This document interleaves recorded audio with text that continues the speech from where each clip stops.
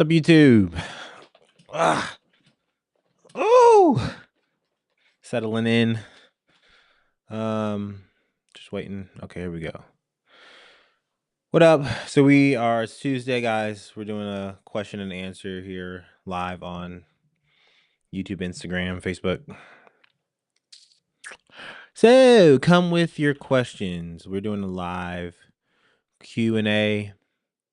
Yesterday we talked about contracts. We talked about contracts yesterday. We talked about how it went from Nike to Adidas.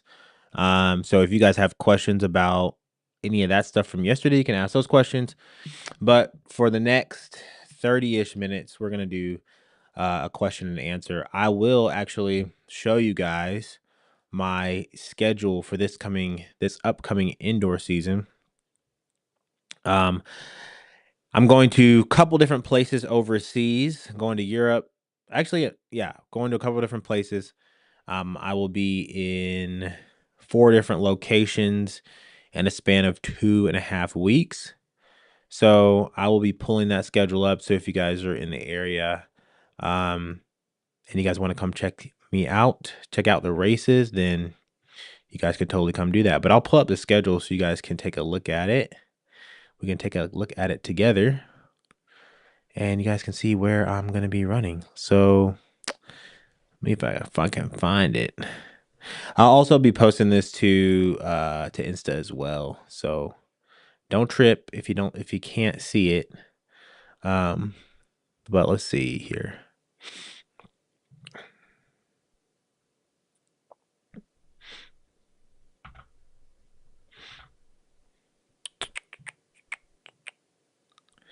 All right, so this is my schedule that I'm going to be running in the next couple of weeks. I've got 4 meets scheduled. I got one in Serbia on the 29th. I've got another one in the Czech Republic on the 4th. I've got one in Lodz on the 8th, and then I've got one in Berlin on looks like the 14th down there. So that's my indoor schedule this year, guys. If you guys are wondering, I'll be posting that to Insta later, probably tomorrow. But I'm gonna answer some questions for you guys. So if you guys have any questions, pressing questions, I will go ahead and start to dig into those. Okay. So what's up, guys? Human asks, how does he improve his block start? Man, I'd have to see a block start or know where you're at first to know how to improve it. But if I could give you one tip, is to, everyone always talks about pushing, just project horizontally and not vertically. So I think that your first movement from the block should always be towards the finish line. If your head lifts, or if your hands lift up and you're going in this direction instead of straight, then that's probably one thing that you could focus on. I guarantee that you'll improve your block start. Hurdles God says, what is your biggest fear as a pro athlete?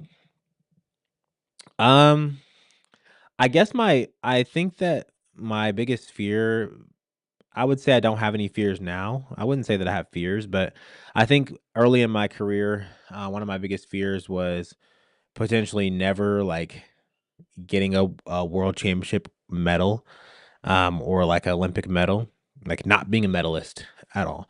That was one of my fears, but in all honesty, I don't really fear that anymore.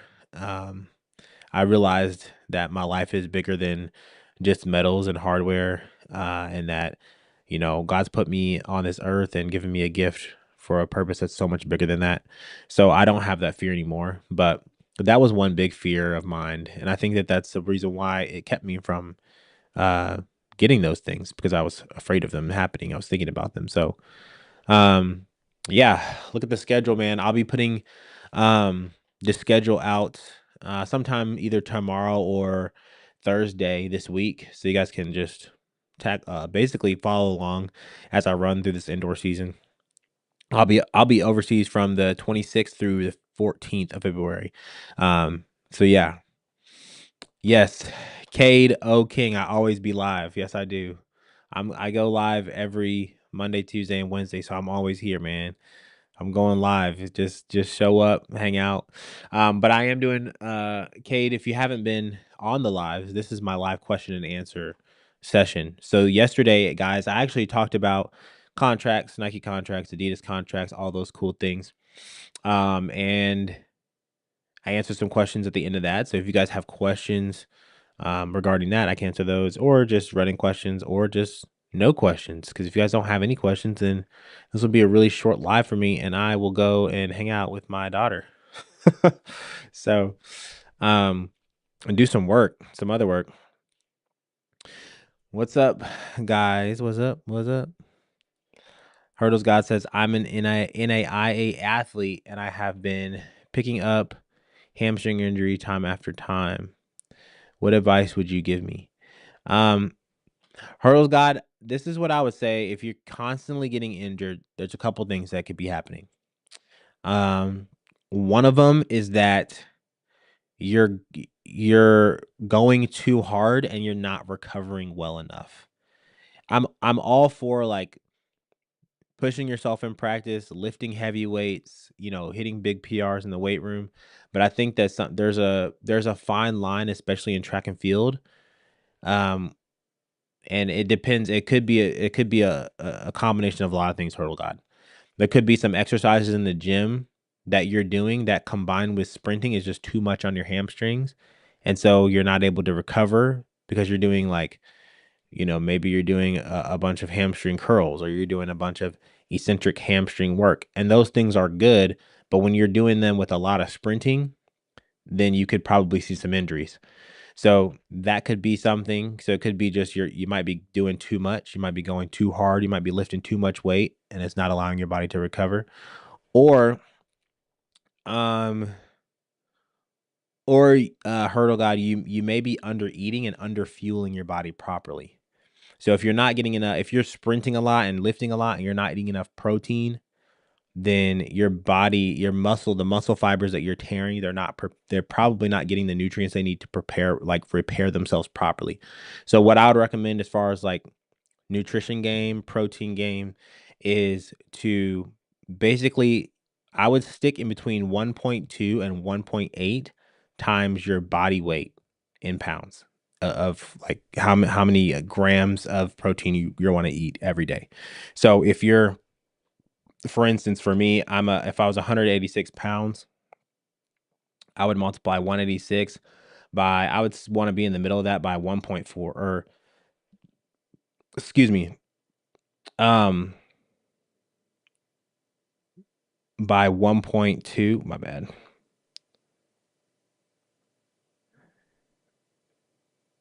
Actually, that's not right. I'm sorry. It's not 1.2. It's point 0.8. It's point 0.8. Sorry. So it'd be,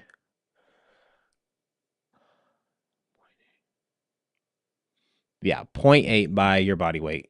Point 0.8 times your body weight. That's how many grams of protein that you want to do. And that's going to help you recover better. So sorry about that. But yeah, it could be a combination of things. You could be lifting too heavy, you could be running too much. But you definitely could be under eating as well. So if you're feeling hungry a lot, Hurdle God, and you're going to practice on an empty stomach, or you're not eating enough food after practice and you feel hungry all the time, yeah, it's not doing good for your body.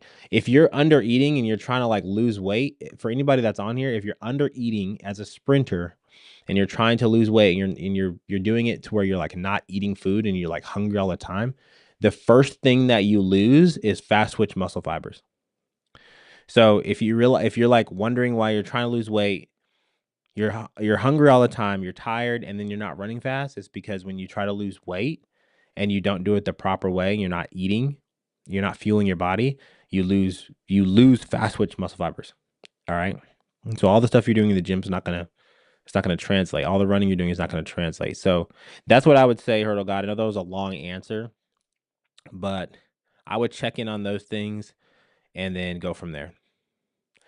Um, SPMCH27 says, what's the best way to recover from a hamstring injury? Is if I got injured, if I injured my hamstring tomorrow is what I would do. if I strain my hamstring in practice, I would immediately, first of all, I'm stopping all practice. All right. I'm not going to go finish anything. So I'm stopping there. Then after that, what I'm going to do is I'm going to let the inflammation, natural processes of my body happen for at least 5 to 6 hours. After that, if it's really, really swollen, um, actually probably right after practice, right after practice, I'll probably put some ice on it. Not too long, but throw some ice on it to decrease the swelling. That's what I would do if I was injured. If I got injured right away. If I had a Mark Pro, I would put that on a very low setting on my hamstring just to flush out any inflammation. Like the biggest thing after you injure yourself is try to get the inflammation out as fast as possible. I might take a couple ibuprofen, and then after that, I'm probably not going to do anything for the next week. Like I might warm up, but anything that hurts my hamstring, I'm not going to stretch my hamstring after I injure it or strain it. I'm not going to stretch it. I'm gonna warm up for the most part for the next couple days. I might go in and do some upper body weight room stuff, but anything that bothers my hamstring, if it's a high knee, if it's a stretch, if it's a B skip, I don't do it. I don't do it for at least a week, just to let your body heal naturally. And then from after that week, then that's when I would start to incorporate some very light exercises. So I would do some band stuff working on like glute activation. Um, I wouldn't do any like hamstring curls or anything like that. I would do some very, very, very, very, very light stretching. I would do some like body weight, um, RDLs, but nothing that aggravates the hamstring. Okay. So I would start incorporate some exercises into that. That's how I would recover from a hamstring injury. How much money did I make my first year professional? I made $60,000. That was my base contract with Nike. And I made a lot more than that because I ran really well, but that's what Nike paid me. Um,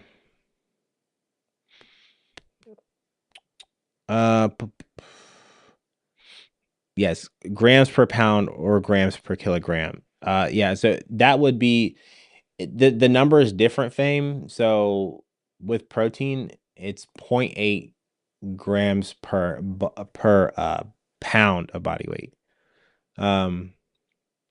What do I eat 1 hour before the race? Typically, I don't eat 1 hour before the race. I typically eat about 2.5 hours, 3 hours before the race, and that's usually consistent of like something light. So chicken, rice, a good amount of rice. If you're eating 3 hours before, 2.5 hours before, like a good amount of rice is going to be essential because that's your carbs are your fuel. Okay. Like, I don't know what it is about the kids today, but they go into competitions without eating on an empty stomach. Like, it's just not going to work for you. Like, you might be able to perform well on an empty stomach, but you could perform so much better if you actually had food in your system. But if it was an hour before, I would probably snack on some stuff like applesauce. That's good carbohydrates. There's these things called That's It bars. They're just literally fruit bars. That's It bars. I'd have a couple of those. I might have a banana an hour before. I might have some dried mangoes an hour before. All these are like carbohydrate, sugars, quick energy. Okay, so that's what I would be eating an hour before.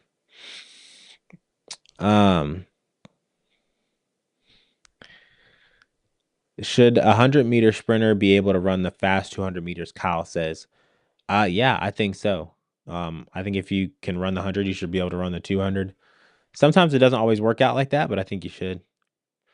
How much do you make on a year on average? On average, it's close to around the 200 mark on average. Now that could fluctuate depending on how I perform. But yeah, so just keeping it a buck with you guys.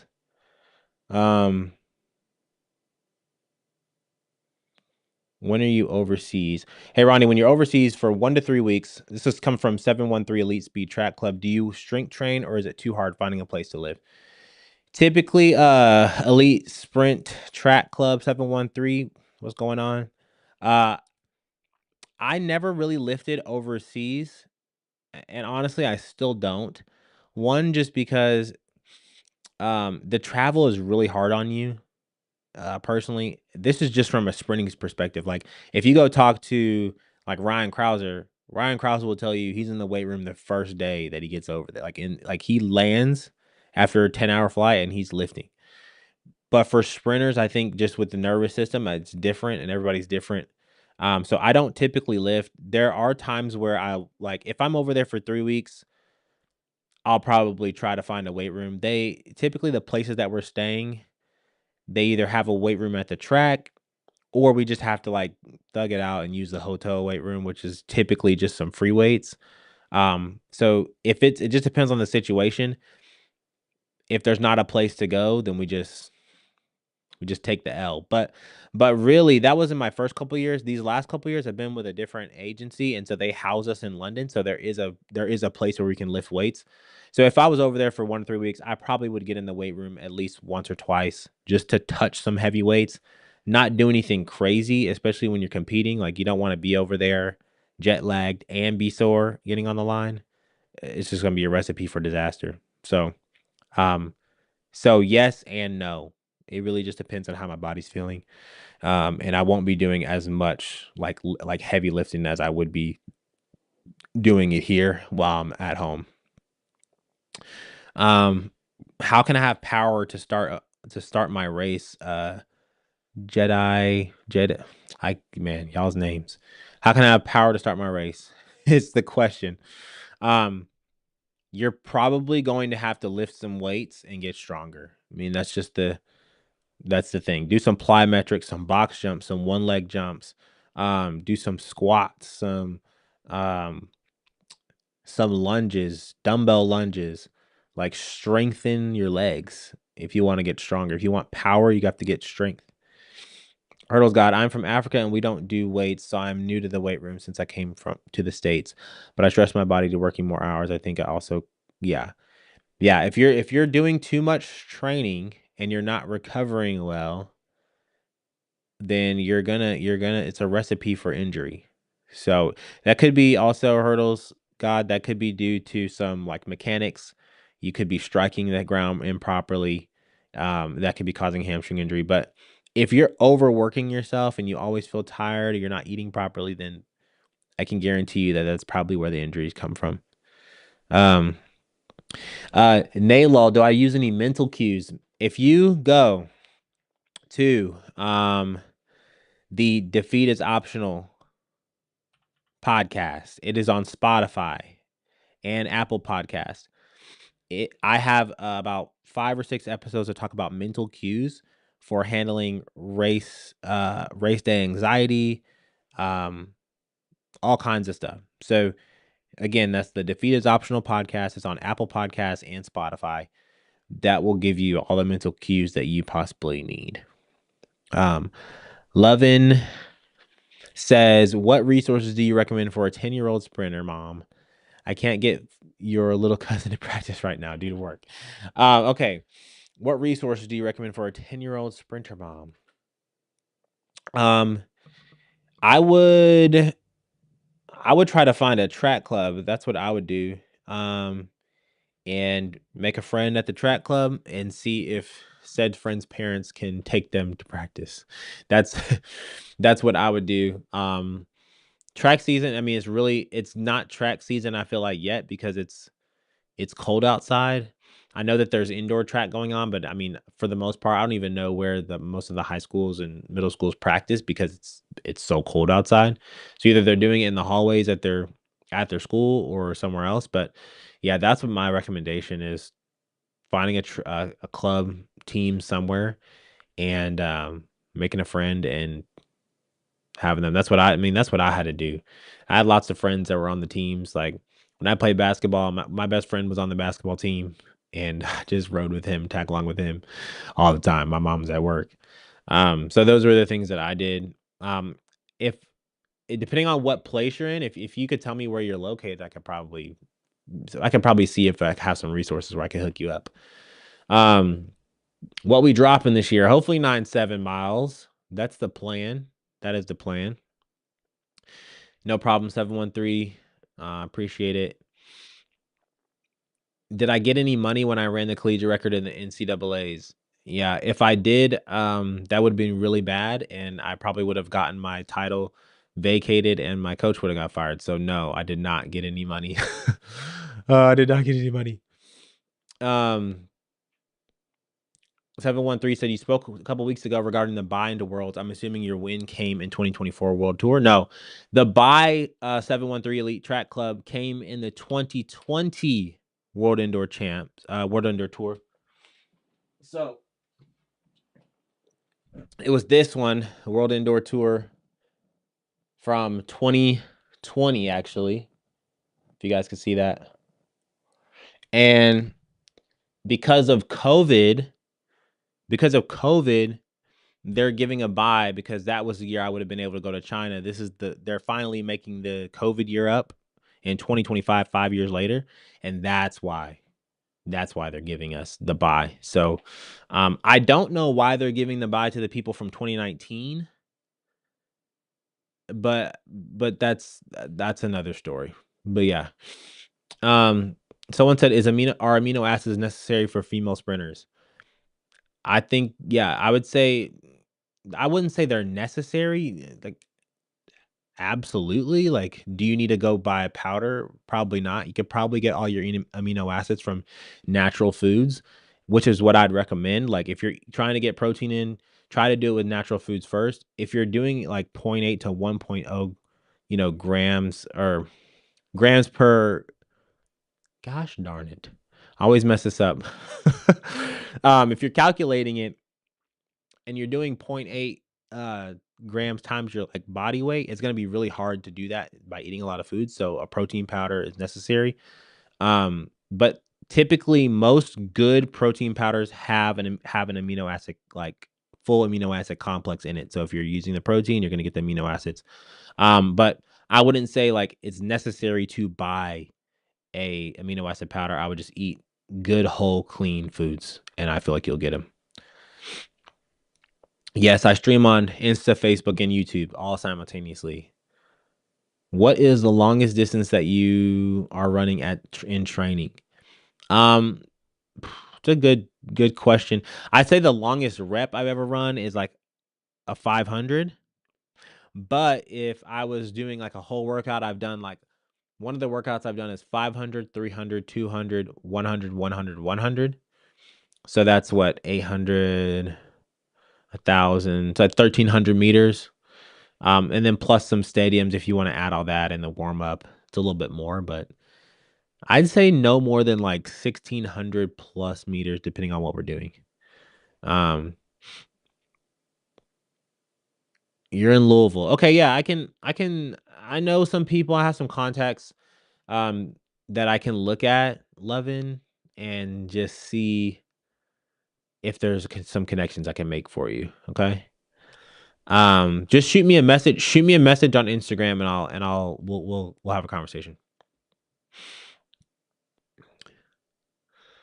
Kylek4321. What's up, Kylek? He says, what do you think is the most important thing that helped you make a big jump in PBs when you were in college? The biggest thing that helped me make big PB jumps in college was consistency and intentional consistency. Like I showed up with intention to get better every single day. Like I showed up to practice ready to work. I wasn't there goofing off, playing around. Like I knew that I wanted to be the best in the country. I wanted to win NCAA titles. So I came ready to work and I worked hard in practice. I just worked hard. I worked extremely hard. There was no quit in me. There was no, I don't feel like it. It was like I just sucked it up and I did what I needed to do.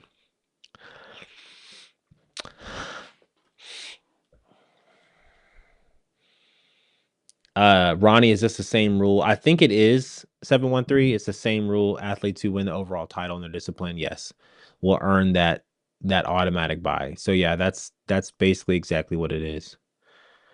Um, what do you think is the best way to win 100 strong start or high top speed? Um, the best way to win the 100-meter race, or to win any 100 race is closing speed towards the end. 60 to 100 is where you win the race. You don't win the race in the first 30 meters. Now, unless you get out to a really good start and you can hold that position and you can run really well in the back end, then yeah. But the race is won from 60 to 100, not from 0 to 30. The race isn't 30 meters, it's 100. Jadea Matsulan, I guess that's how you say it again. What was your PBs in high school before you were in NCAA? So these were my personal bests in high school. I ran the 440 47.18 was my PB. I ran the 221.3, and my fastest 100 was 10.59. So 10.59, 21.3, and 47.1. Those were my PBs, and I mainly got recruited to go to TCU for the 400. Okay. I have one indoor meet in February. What can I do to prepare better for the 60 meters? It depends on what you've been doing, man. Like some of these questions that you guys ask are great questions, but it's like, what do I do to prepare better for the 60 meters? It depends on what you've been doing, you know? Have you been practicing your start? Have you been practicing your transition from 20 to 30 meters? What does the back end of your race look like? One thing I would say is that in the 60, if you want some advice for preparing for the 60, in the 60, you're not supposed to be tight and like straining at the end of the race. So you're supposed to flow through the 60 just like you're running to 100. Okay, so you should be hitting your top speed at 60 meters, not dying out at 60 meters, if that makes sense. So Amir says I do everything extremely consistent. That's good, man. Keep doing it. If you keep doing it extremely consistent, then you'll see extremely consistent results. The thing is that most people they're not equipped and they don't have the staying power to keep doing it extremely consistent. So if you can keep doing it extremely consistent, then you will see results, Amir. You gotta keep doing it over and over and over. I've been doing this for 9 years. I've been doing it for longer than 9 years. I've been a professional for 9 years. I've been running track since I was like in 6th grade. So if you really want to count all those years, you got to count 9 plus 4. You're looking at 13 plus another 4 on top of that. You're talking about over 16 years of work. Okay, that's how I got to being as good as I was, or as good as I am. Is that long? So the question is, are you willing to work for that long to be as good as I am? Because if you're not, then sorry to say, you're probably not going to get there. But if you have the consistency like you say you do, then I don't see why you can't improve.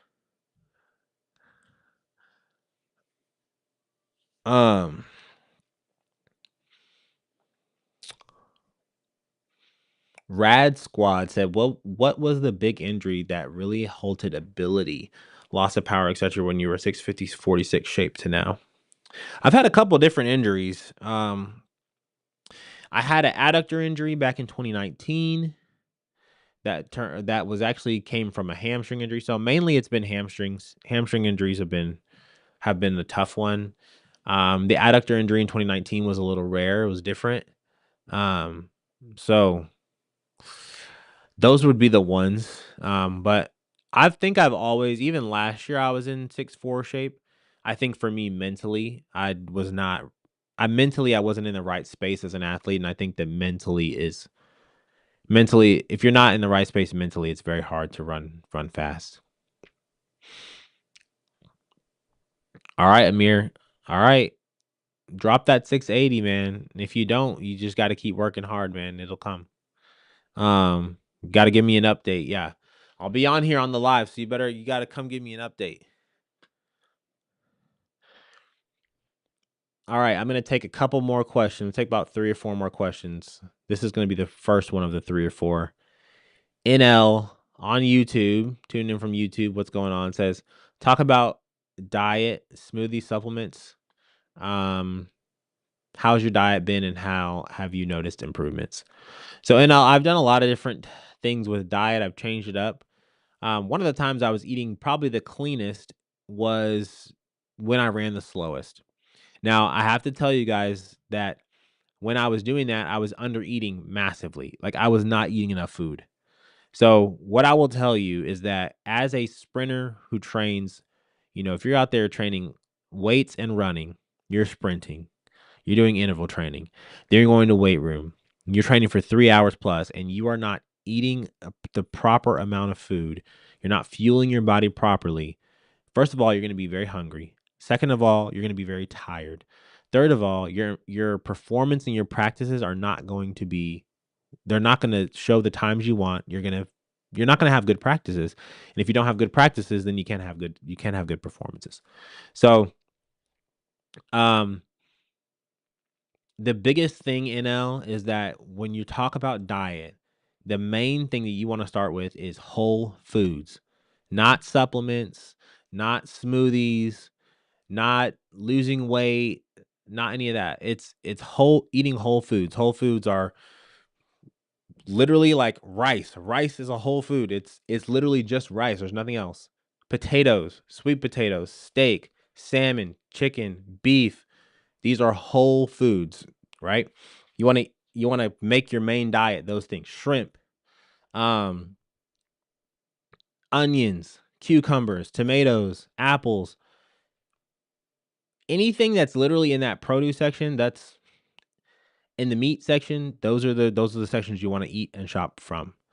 Now with your diet, there's an easy way to calculate how you, um, no McDonald's, right? No McDonald's.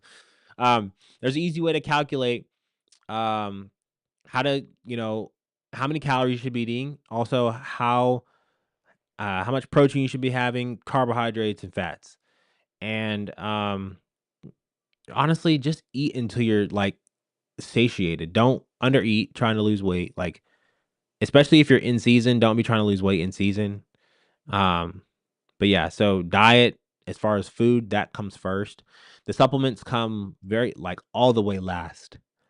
But um protein powder is a staple of mine. Creatine is a staple of mine. If you have everything else dialed in, like you don't want to take creatine if you cramp easily and you don't eat properly because it's not going to be good for you. You're going to cramp and it's just not going to be fun. So I take protein, I do creatine. Um, I take a couple other supplements like magnesium for sleep. So if you guys want any nutrition advice or supplement advice, just shoot me a DM about it, NL, and I can talk to you a little bit about that a little bit more, specifically around supplements because not everyone needs to take certain things, and honestly, not everyone needs supplements. It's kind of really it's kind of the last thing on the table. Um, all right, a couple more questions. Odim Odo Imala, I guess that's how you say it. What was it like running in that Tokyo semifinal with Sue running the fastest 60 split ever? What was going through your head, etc.? That's a good question. So, first of all, when the gun went off, I really wasn't thinking about Sue. I was thinking about the execution of my race. And really for me was just like being aggressive in that first 20 meters and then transitioning and just running my race. But when I saw that he was out there, in all honesty, it didn't bother me. I was just like, if I just stay in my execution in my race pattern, I'll catch him. Now, I had no idea how fast that guy was going. Like he was literally on world record pace. Like if he would have kept running at that pace, he would have broken the world record, which is crazy. Um, but even when I crossed the line, I didn't even think it was that fast. Like I was like, "Oh man, I ran slow," because I felt like I ran slow because he got out so fast on us and I was like so far behind. So I felt like the time was going to be slow, but I actually ended up with a PR. So it was a really cool experience. I was just happy to be able to make it through the final, even though our heat was the fastest heat of the three. I think the next fastest was like a 995. I think that was Fred's heat. And then the heat before that was like 10 flat. So, um, yeah, it was it was fun, exhilarating because I mean I PR'd and it felt really easy. The race felt really easy. Like, I go back and look on it, and I look at how much ground I was covering on per ground contact. I was impressed with just how well I ran that. So it was fun, but not fun getting jumped out on like that. So, all right, last question from ST3DI says, "What's up, Ronnie? It's Luke. How do you keep yourself grounded in your faith instead of getting caught up in your performance and other things that come with being a professional athlete?" That's a good question. So, I think it's ST3DI, but I'm pretty sure it's steady. Um, how do I stay grounded in my faith? Well, one is I listen to here's just some tips, man, because this question's a really deep one. But here's what I do is I listen to a lot of worship music, and it's kind of like a snowball effect, because when you wake up and you listen to worship music and you listen to worship music throughout the day, you're listening and you're hearing about God. So what is it? It prompts me and it reminds me to pray. So because I'm listening to worship music, I'm automatically praying more, because in my head I'm like, "Oh man, this is talking about God, it's talking about Christ. Maybe I should pray." So I pray more, right? That's how I stay grounded in my. That's one way I stay grounded in my faith. Another way is I read scripture, man. Like I wake up early enough, or do my scripture and go to bed a little bit later, so that I could spend time with God. So I read scripture. But one of the biggest things I do is I understand that the gifts and abilities that God's given me, as far as being an athlete, same thing for you, right? Is that He's given those things to you because He wants you to use them to give glory to Him. Now, what does that mean?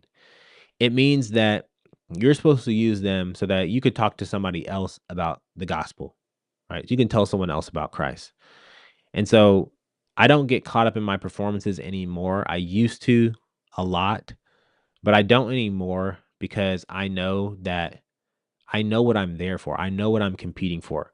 I'm competing so that when people see me on the line, that they don't get inspired by me, that I point them to their inspiration, who is Christ. Right? My whole goal is to like be the best track and field athlete I can be, so that you guys will hang out with me on a live for 40 minutes and I can talk to you about who God is. Like, that's why God created me, and He gave me this gift to be able to perform at a high level. So I don't get caught up in my performance, because I know my performance is all for Him. And when I know that, then I don't have to worry about it. I know that whenever I go out and perform, I'm already winning. I like, defeat is optional, right? I've already won, because I know that the goal is to use whatever platform I'm on, if I win or if I lose, to talk about who? To talk about Christ, not about myself. It's never about my performance. So I hope that answers your question, Steady. If you want to go deeper on that, go listen to my podcast, called Defeat is Optional. It's on Apple Podcasts and Spotify. I have a couple of episodes where I talk specifically about those things, about how I augment my practices, how I augment my performances around my faith and around who God is in my life. So those would be really good for you to listen to. So, all right, man. That is all the questions I have time for to get to that tonight, guys. But we will be back here tomorrow, Wednesday night. Steady, definitely come and tune in at 6 o'clock, because we're going to be doing a Bible breakdown. So definitely come and attend that. But we will be back next week on Monday, Tuesday, and Wednesday. Tuesday's always our question and answer, so I'll answer any more questions you guys have next week. And the name of the podcast is Defeat is Optional. Okay. So that is the name of the podcast. I will put it in the chat.